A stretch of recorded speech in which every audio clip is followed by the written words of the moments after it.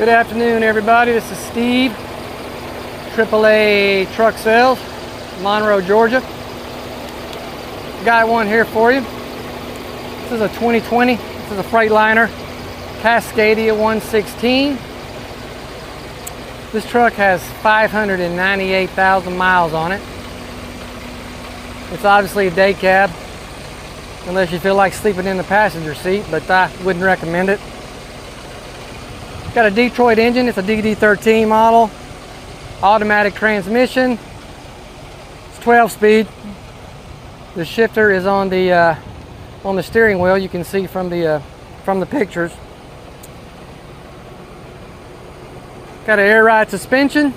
Now this shot coming around to the driver's side is kind of tight, and I'll tell you why in just a minute. We missed the sliding fifth wheel.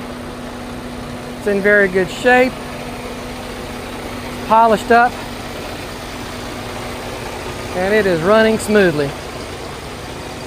That last shot was tight because we have a lot of trucks down here that we got to move. So come on down, look at this one right here, look at any of them, and we'll get you rolling.